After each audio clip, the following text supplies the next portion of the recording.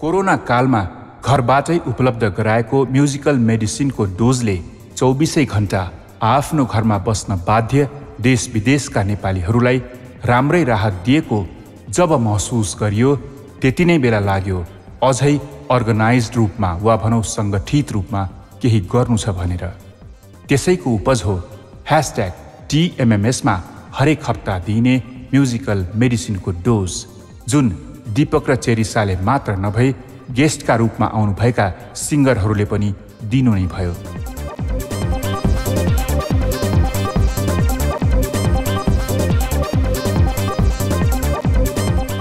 साङ्गीतिक क्षेत्रबाट कोही नहुँदा दीपक र चेरिसा छँदै थिए।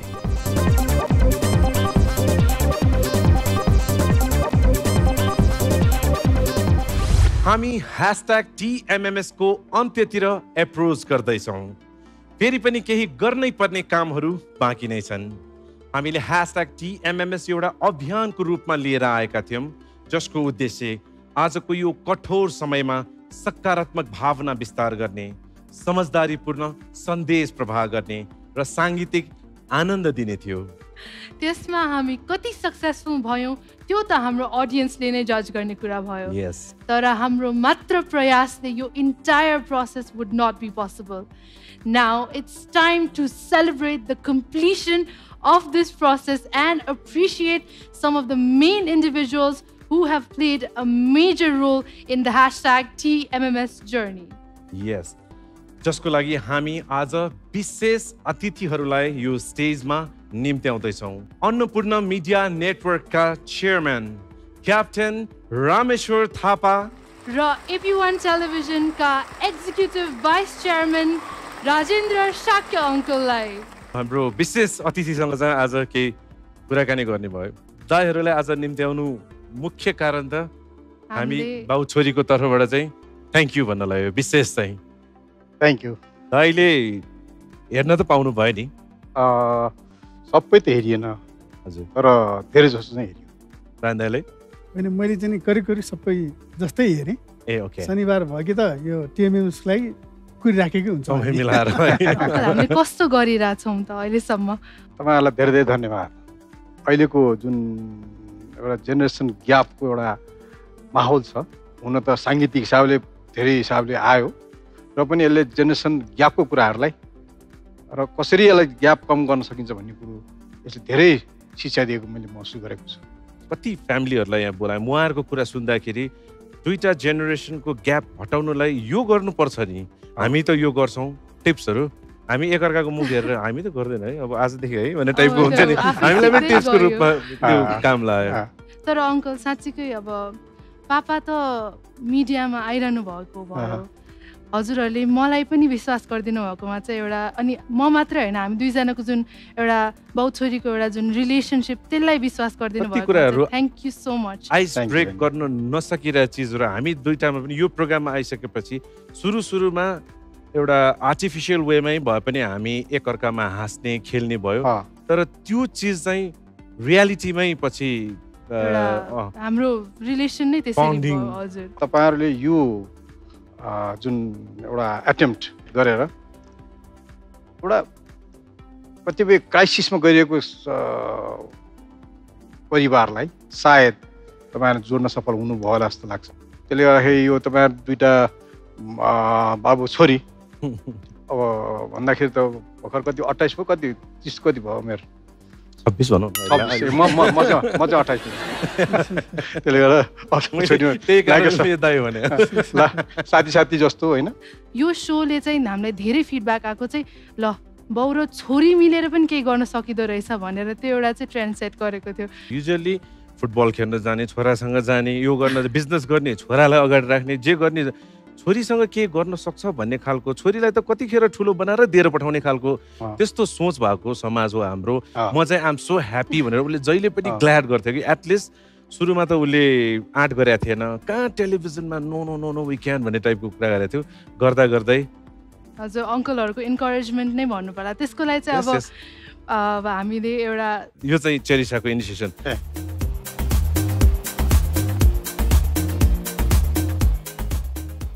थ्याङ्क यू वर्डलाई एउटा सानो टोकन अफ लभको उसमा चाहिँ दाइलाई सानो एउटा गिफ्ट मैले thank you very much thank you so much uncle thank you officially thank you so much दाइ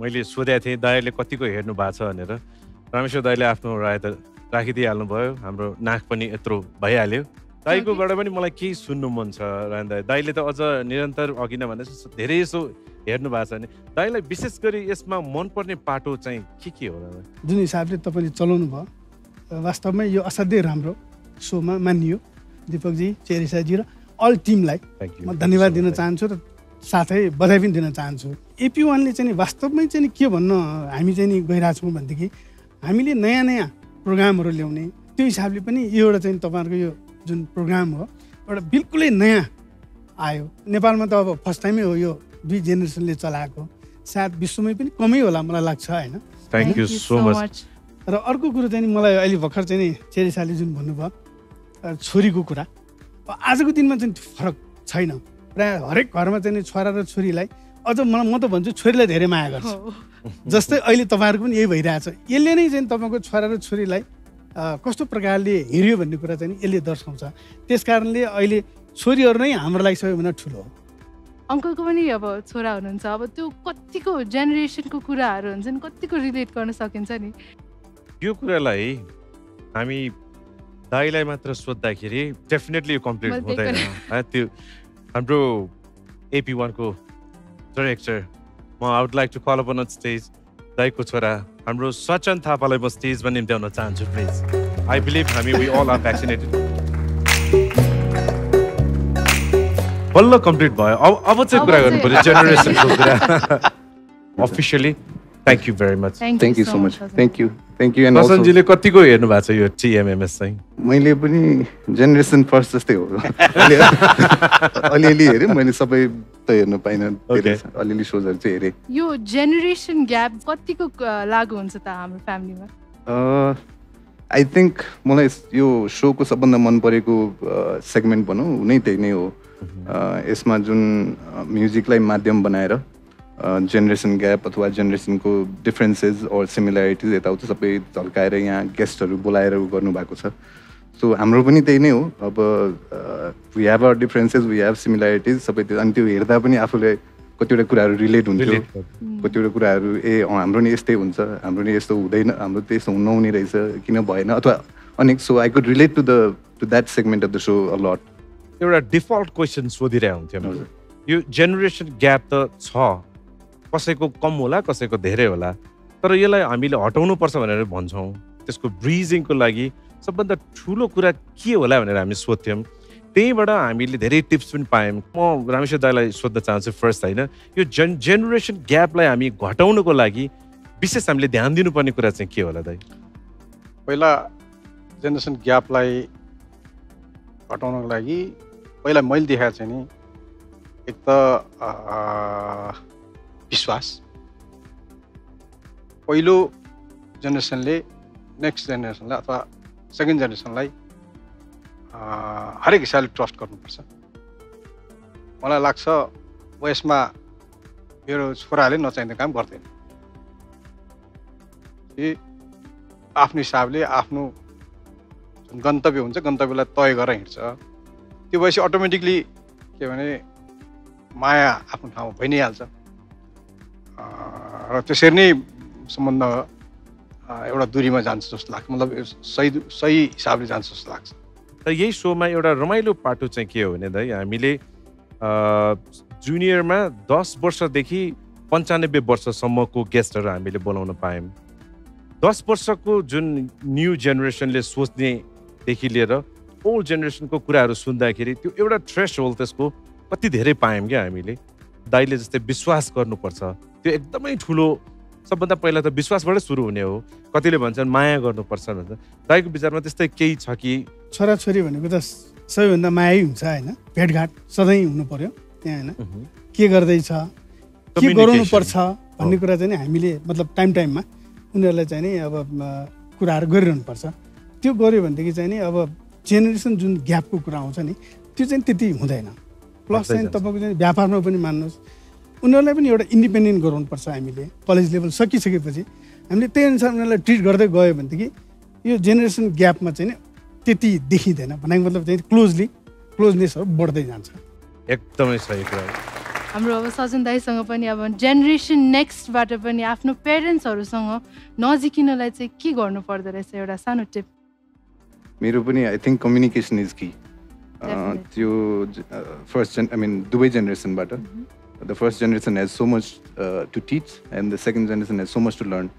सो त्यो भन्दैमा अहिले तपाईँले भन्नुभएको जस्तो उनीहरूको नसुन्ने त होइन, तर like you learn and you communicate. कम्युनिकेसनले नै सबै कुरा अब त्यो दूरी भनौँ माया भनौँ सबै अझ प्रगाढ, दूरीलाई कम गर्ने मायालाई अझ प्रगाढ गर्ने। सो त्यसले नै communication is key I think. Episode 1 देखि नै हामीले आजसम्ममा पाएको कन्क्लुजनमा बेसिक चाहिँ यही कुराहरू हो। विश्वास अनि एउटा सम्बन्ध, कम्युनिकेसन, हैन? यो माया त अभियसली, र कति चिज सबै चिजको सबभन्दा ठुलो कुरा चाहिँ मैले बुझेको चाहिँ ब्यालेन्स हो। अर्को एउटा सेगमेन्ट हाम्रो यही सो मध्येमा अभावको प्रभाव चाहिँ हामीले यस्तो वर्गलाई हामीले टार्गेट गरेका थियौँ जसमा केही न केही अभावले गर्दाखेरि चाहिँ परेको एउटा सृजनाहरू त्यो चाहिँ जुन नमरोस् भने। फर्स्ट सिजनमै हामीले कतिजना डक्टर्सहरू भेटायौँ, कतिजना इन्जिनियरहरू भेटायौँ, कति ब्याङ्कको सिइओजहरू भेटायौँ, कति लेम्यानहरू, कति स्टुडेन्ट्सहरू, सबै वर्गमा त्यो लुकेको कलाहरू चाहिँ हामीले नहराउँछन्, उहाँहरूलाई केही न केही हामीले प्रोत्साहन दिन सकोस् यो सो मार्फत भनेर हामीले कोसिस गरेका थियौँ।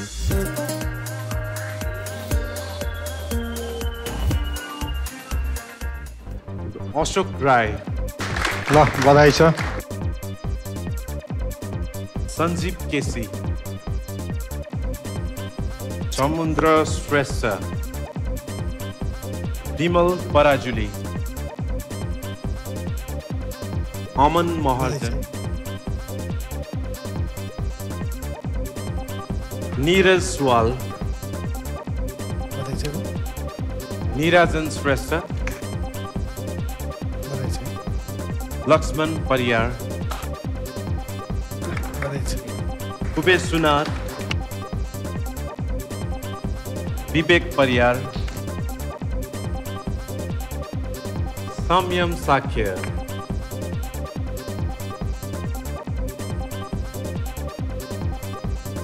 स्मृति राई, पुरुषोत्तम वज्राचार्य, कृष्णा तामाङ,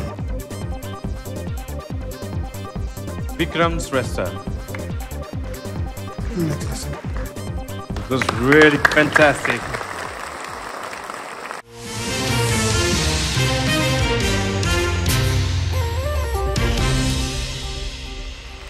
दर्शकवृन्द, सम्पूर्ण हाम्रो अभावको प्रभावका स्टारहरूलाई यो स्टेजमा यसरी नै एकैपल्ट हेर्ने हामीले इच्छा गरेका थियौँ. हामीले उहाँहरूलाई यो स्क्रिनबाट यो स्टेजसम्म चाहिँ गाउनलाई हामीले अनुरोध गरेका थियौँ. त्यो एक टुक्रा हामी सँगै बसेर हेर्न चाहन्छौँ. दाइ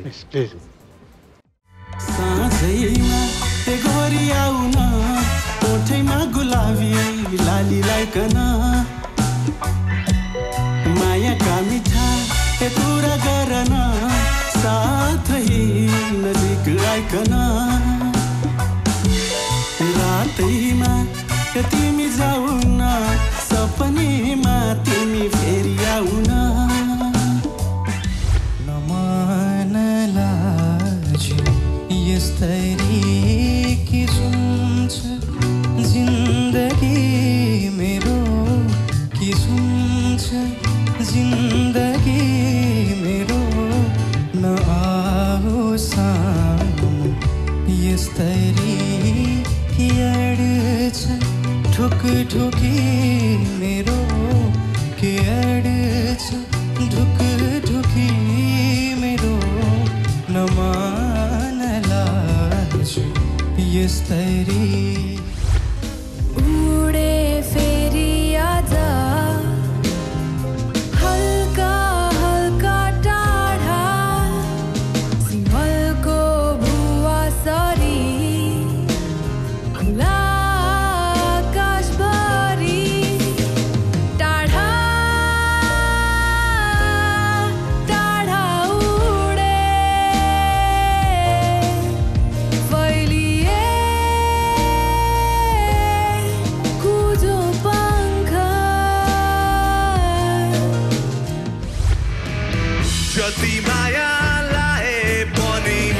जति कसम खाए पनि निष्ठुरीले बाटो लाग्दा आँखा तरी गएपछि मनमा पिर्त पर्ने नै भयो यो मन त्यसै मर्ने नै भयो तिम्रो जस्तो मुटु मेरो पनि तिम्रो जस्तो माया मेरो पनि हो यात्री एउटा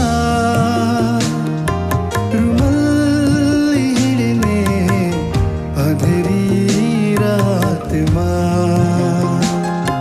हो यात्री एउटा कहानी लेख्ने जङ्गली पातमा हो यात्री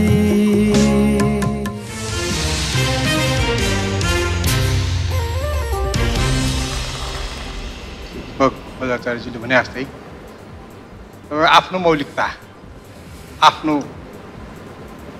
गीत गुन्जन सुन्न पाइयोस् जसको चाहिँ मैले स्वर सुने त्यो साँच्चै प्रशंसनीय छ। अब आफ्नो गीत बनाएर आउनुहोस्, तपाईँलाई भरपुर सपोर्ट गर्न एबी1 टेलिभिजन जहिले पनि तयार छ। यहाँ उपस्थित हुन सक्नु नभएकोहरू पनि तपाईँहरूको यो जुन एप्रिसिएसन हामीसँग सुरक्षित छन्। अन्तसम्म आइपुग्यौँ हामी। यस्तो रमाइलो क्षणलाई हामी एउटा सेलिब्रेसनको रूपमा यसको अन्त गर्न चाहन्छौँ।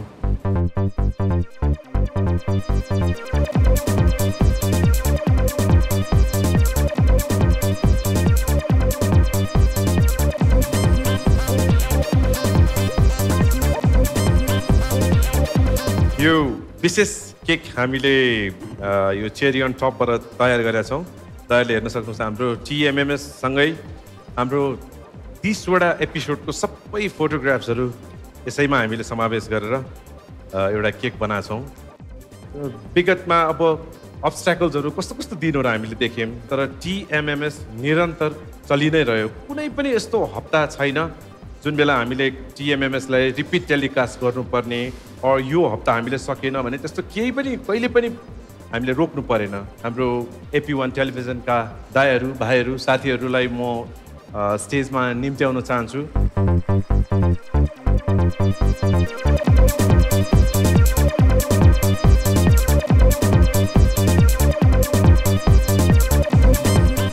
रिदम ब्यान्डको साथीहरूलाई म बोलाउन चाहन्छु स्टेजमा।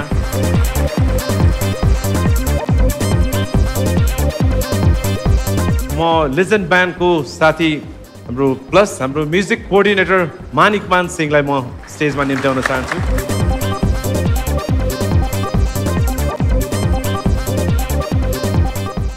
मेकअपमा हाम्रो निजन राय र कोसेली लिम्बूलाई पनि हामी स्टेजमा निम्त्याउँदैछौँ। Dress designer Sujani Malla Thakuri. मिक्सिङमा हामीलाई साथ दिने हाम्रो प्रदीप जोशीलाई पनि म स्टेजमा निम्त्याउन चाहन्छु। हाम्रो उमेश प्रधानङ्ग। वाउ, बल्ल मजा आयो हाम्रो परिवार। हामी यतिले सबैको रिप्रेजेन्ट गर्दै #TMMS को पहिलो सिजनलाई चाहिँ सेलिब्रेट गरौँ। 30 वटा एपिसोड राख्नु भएको छ, काट्ने त आँट्यो। यो काटेपछि बल्ल 31औं सुरु हुन्छ दाइ। गुड। यो हामी सबैको लागि सबैको तर्फबाट सबैलाई बधाई र होल इन्टायर टिमलाई धन्यवाद। हामी सबैलाई हार्दिक बधाई।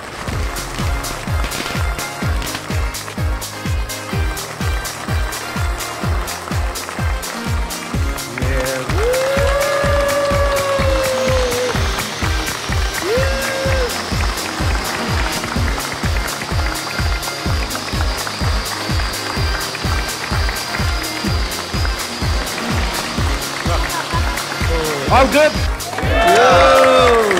दाइ, हामीले सधैँ सुरुवातको एपिसोडदेखि सधैँ हामीले अन्ततिर चाहिँ एउटा म्युजिकल मेडिसिन डोज भनेर चाहिँ टाइममा दिइरहने गरेछौँ हाम्रो दर्शकहरुलाई। आज पनि आई थिंक विशेष टाइम भइसक्यो जस्तो लाग्यो।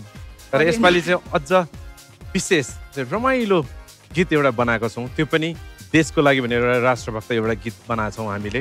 राष्ट्र रहे हामी रहन्छौँ, यस त्यसले पनि राष्ट्रप्रति प्रतिबद्ध हुनुपर्छ, हामी सबैजना त्यसरी नै प्रतिबद्ध छौँ। त्यो त झन् खुसीको कुरा हो। सुनाउनुहोस्। Last musical medicine dose season 1 को त्यसको लागि हेर्न जाऊँ त?